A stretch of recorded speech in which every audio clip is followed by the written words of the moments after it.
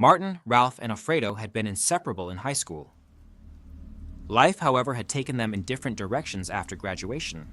Martin became a successful businessman, Ralph an anime otaku, and Alfredo a Blackpink fan club manager.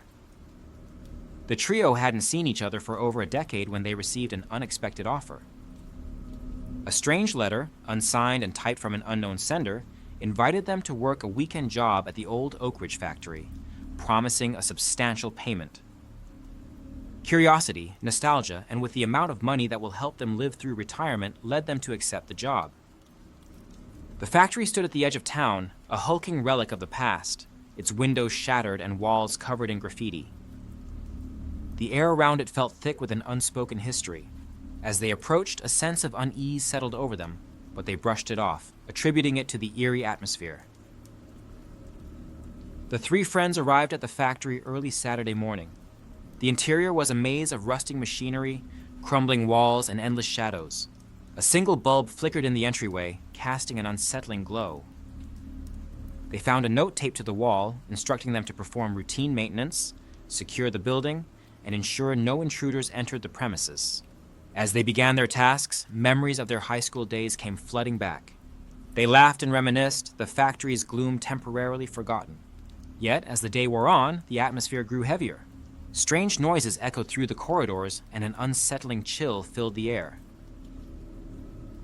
Nightfall brought a palpable tension.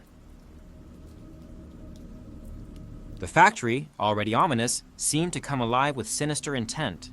Shadows danced menacingly, and the creaks and groans of the old building sounded almost like whispers. Martin suggested they stick together. Armed with flashlights and makeshift weapons, they began their rounds. It wasn't long before they realized they weren't alone. A series of loud bangs drew them to the factory's basement, a place they'd avoided all day. The air grew colder as they descended, their breath visible in the dim light. In the basement, they found a hidden room. Inside, bizarre and disturbing drawings covered the walls, depicting monstrous entities and ritualistic symbols. A chill ran down their spines as they realized they had stumbled upon something far more sinister than they had imagined. The factory's haunting escalated. Apparitions appeared in the shadows, whispering their names and tormenting their minds. Alfredo, the most skeptical of the group, was the first to break. He insisted it was all a prank, a trick of the mind, but his bravado faltered when he saw a ghostly figure, a woman in tattered clothes, standing in the corner of the room. The air grew colder, and the shadows seemed to thicken. Ralph tightened his grip on the flashlight and signaled the others to follow. They reached a heavy metal door, slightly ajar. Ralph pushed it open, revealing a small room filled with old machinery and more bizarre symbols.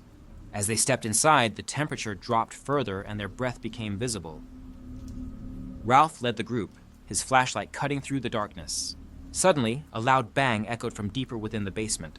Ralph's flashlight flickered and he heard a faint whisper, almost like his name being called. Ralph whispered, "Did you guys hear that?" "Hear what?" Martin replied. "It's just your imagination, Ralph," uttered by Alfredo. Ralph stepped forward, peering into the darkness. The whispering grew louder, more insistent. Suddenly, a cold hand grabbed his shoulder. He spun around, but no one was there. Panic set in, and he stumbled backward, dropping his flashlight. "Guys, something's in here with us!" Ralph shouted. The flashlight rolled on the floor, its beam illuminating a corner. Standing there was the ghostly figure of a woman, her eyes hollow and her mouth twisted in a silent scream. Ralph's heart raced as he realized she was getting closer. Ralph screamed at the top of his lungs, "Run! Get out of here!" Martin and Alfredo tried to pry the door open, but it was stuck. The ghostly woman reached Ralph, her icy fingers wrapping around his neck. He gasped for air, his eyes wide with terror. As she tightened her grip, Ralph's screams became choked gasps. His body convulsed, and with a final desperate struggle, he fell to the ground, lifeless. "Ralph! No!" Martin desperately shouted. "We have to get out of here. Now!" said Alfredo. They finally managed to force the door open and fled the basement, leaving Ralph's body behind, his face forever etched with terror. The entity's presence grew stronger, feeding off their fear. Martin and Alfredo knew they had to escape, but the factory seemed to have a mind of its own, twisting and turning, preventing their exit. They stumbled upon old records, revealing the factory's dark past. It had been the site of occult rituals where workers had gone missing, sacrificed to appease malevolent spirits. It was late at night, and the only light came from the moon shining through broken windows and Alfredo's flashlight. Alfredo and Martin made their way through the maze of old offices and storage rooms. The factory groaned and creaked around them, as if the building itself was alive. The air was thick with dust, and every step kicked up small clouds that swirled in the flashlight's beam. Suddenly, they heard a scraping sound coming from a nearby room. Alfredo stopped and gestured for Martin to follow him. They approached the door cautiously, and Alfredo pushed it open. The room was filled with old filing cabinets and broken furniture. The scraping sound grew louder, coming from behind a large, overturned desk. Alfredo raised his flashlight and stepped closer. Alfredo bravely said to Martin, "Whatever it is, we need to check it out." As they rounded the desk, they saw a shadowy figure crouched on the floor, scratching at the concrete. Alfredo's flashlight flickered, and the figure slowly turned its head toward them. It was a man, his eyes wide and unseeing, his face twisted in agony. His fingers were worn and bloody from scratching the floor. "What the hell?" said Martin with a disgusted voice. Alfredo can't believe what he saw and said to Martin, "This can't be real. We need to go." The figure suddenly stood and lunged at Alfredo, who stumbled backward, dropping his flashlight. The room plunged into darkness, and Alfredo scrambled to find his flashlight. When he did, the figure was gone, but the room felt colder and an oppressive presence filled the air. "We need to move now," Alfredo said. They turned to leave, but the door slammed shut, trapping them inside. The shadows around them seemed to move, coalescing into a dark, amorphous mass. The mass split into multiple ghostly forms, their eyes glowing with malevolent intent. "Martin, what do we do?" said Alfred, which is now clearly scared. "Stay calm, we have to find a way out," said Martin. The ghostly forms began to close in on Alfredo, their whispers filling his mind with despair. He tried to fend them off, but his hands passed through them like mist. They reached out with spectral hands, their touch freezing his skin. I can't fight them," Alfredo shouted. Martin tried to help, but the forms seemed to ignore him, focusing solely on Alfredo. One ghostly figure grabbed Alfredo's arm, its grip like iron. Another wrapped its arms around his chest, squeezing the breath out of him. Alfredo gasped, his vision blurring as the cold seeped into his bones. With his desperate voice, Alfredo said, "Martin, help!" With a final, desperate cry, Alfredo collapsed to the floor.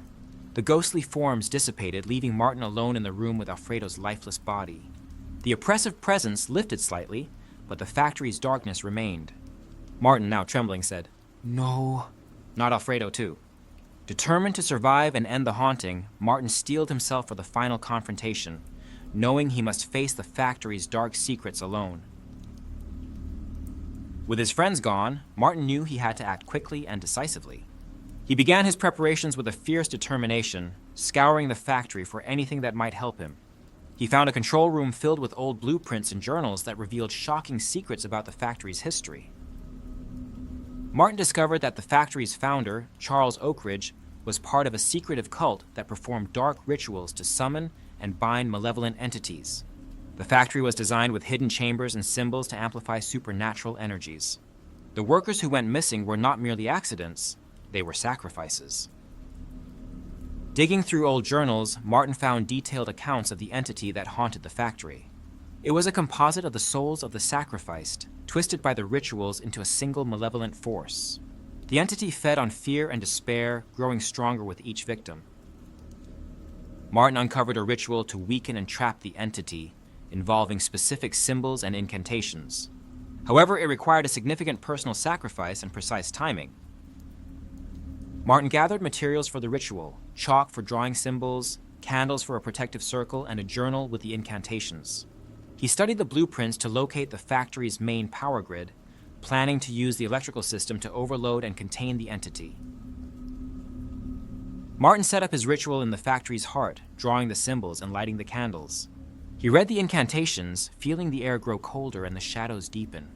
The entity, sensing the threat, manifested in its terrifying form, a mass of writhing shadows and ghostly faces. Martin faced the entity, chanting the final incantations. The symbols glowed, and the factory's machinery roared to life, channeling energy into the ritual.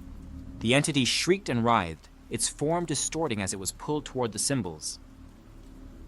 The ritual required a blood sacrifice to complete. Martin, understanding the necessity, cut his palm and let his blood drip onto the symbols. The factory trembled as the ritual reached its climax, the entity screaming in agony. As the entity was contained, the factory seemed to exhale, the oppressive atmosphere lifting. Exhausted and traumatized, Martin made his way to the exit. Just as he reached the door, he heard a familiar voice calling his name. He turned to see Ralph and Alfredo, alive and well, standing before him. Confused and relieved, Martin ran to them, but as he reached out, their faces twisted into grotesque smiles. The realization hit him like a punch to the gut. They weren't his friends. They were the entity's final trick. The real Ralph and Alfredo had died, their souls absorbed by the malevolent force. The entity, using the visage of his friends, lunged at Martin. He fought back with every ounce of strength, but the factory's dark magic was too strong. In a final, desperate act, he grabbed a piece of machinery and smashed the power grid, causing a massive electrical surge. The surge amplified the ritual's power, trapping the entity, but at the cost of Martin's life. The authorities arrived to find the factory in ruins. Ralph, Alfredo, and Martin's bodies were discovered, along with the remnants of the ritual. The factory was sealed off, deemed too dangerous to enter. Martin's sacrifice had contained the entity, but the factory's dark past remained a haunting mystery. Whispers of Oak Ridge's shadows spread through the town, a chilling reminder of the price paid to keep the malevolent force at bay.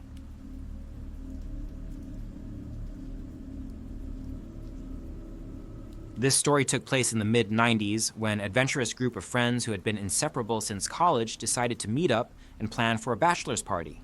With Benj's wedding just a week away, they decided to celebrate his bachelor party on a remote island in the Philippines. The island resort was advertised as a paradise, boasting breathtaking views and serene beaches, an ideal getaway. The group arrived by boat, greeted by the island's friendly locals who helped them settle into their beachfront cabin. The turquoise waters, white sandy beaches, and lush greenery promised a weekend of fun and relaxation.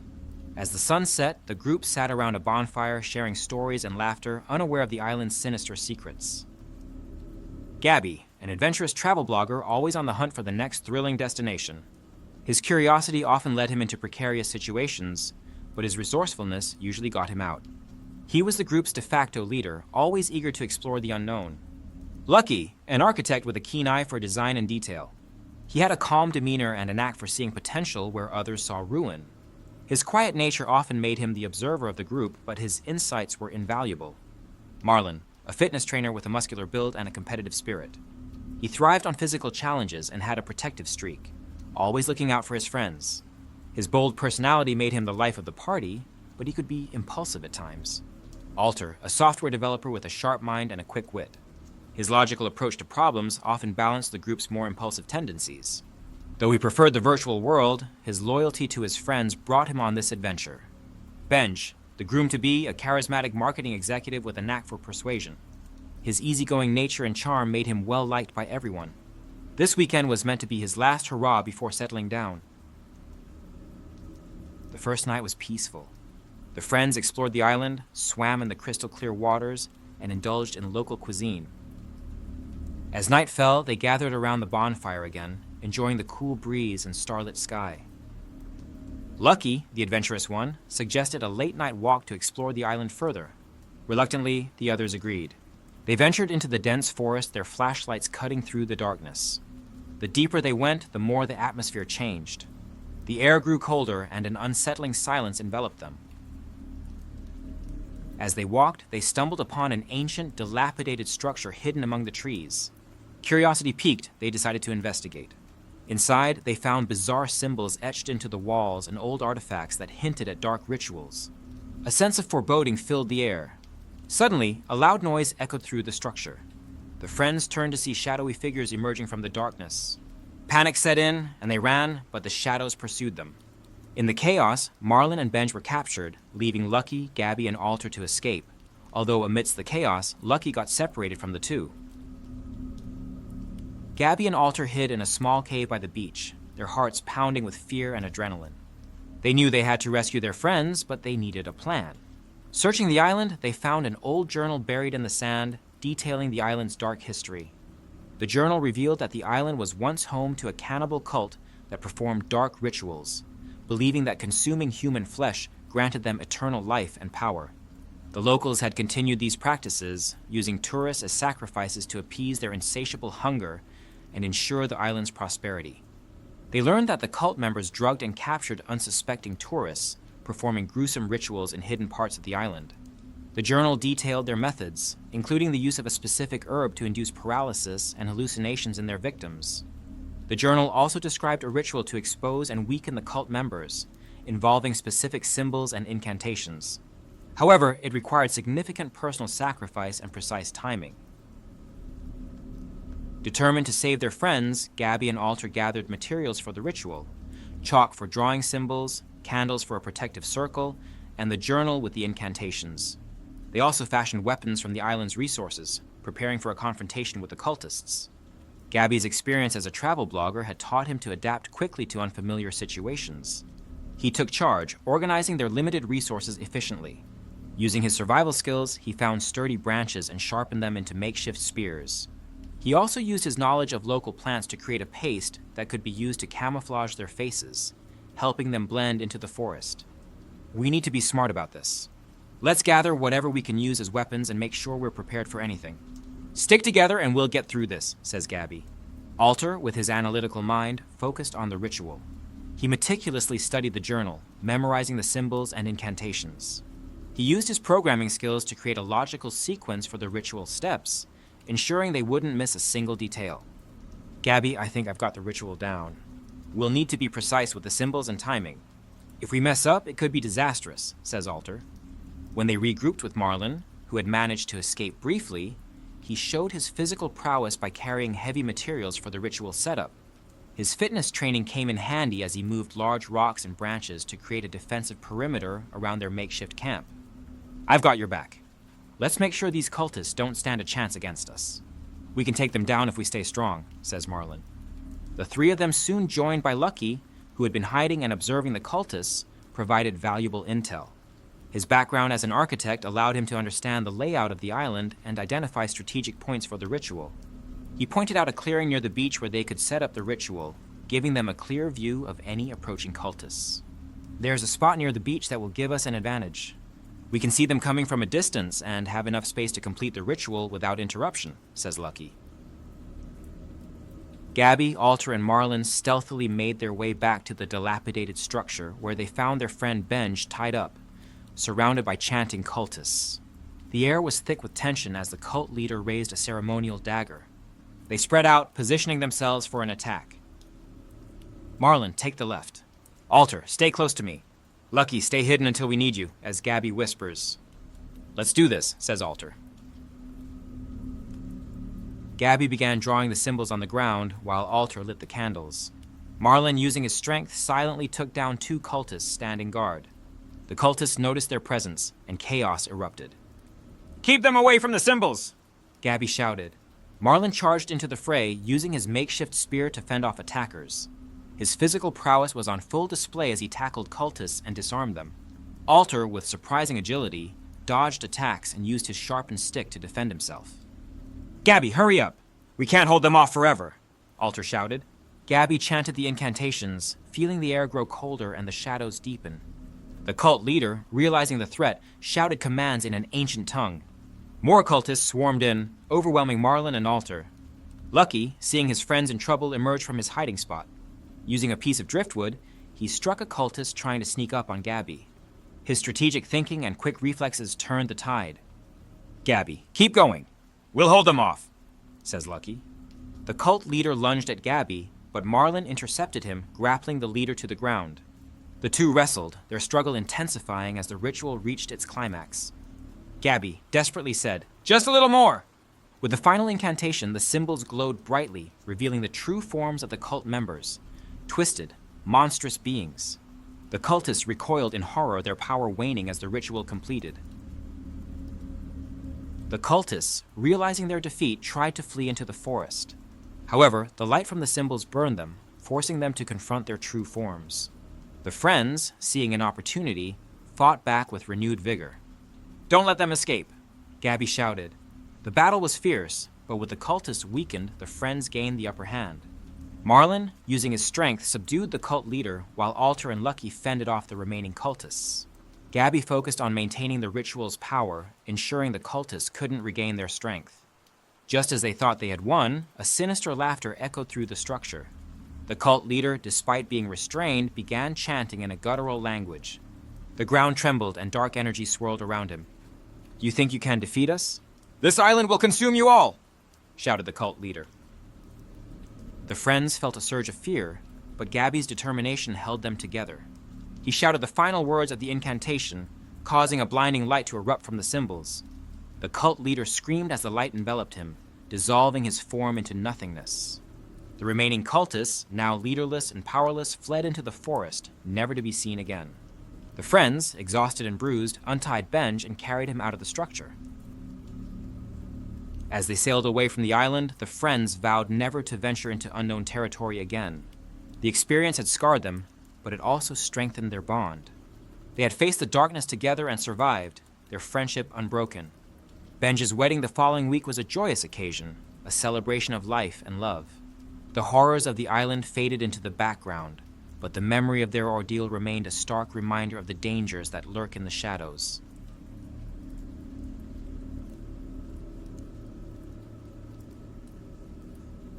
John and Molly had been planning this wilderness camping trip for months, eager to celebrate their 5th wedding anniversary surrounded by nature. Both were seasoned campers. John, a rugged and resourceful wildlife photographer, had a keen eye for detail and an adventurous spirit.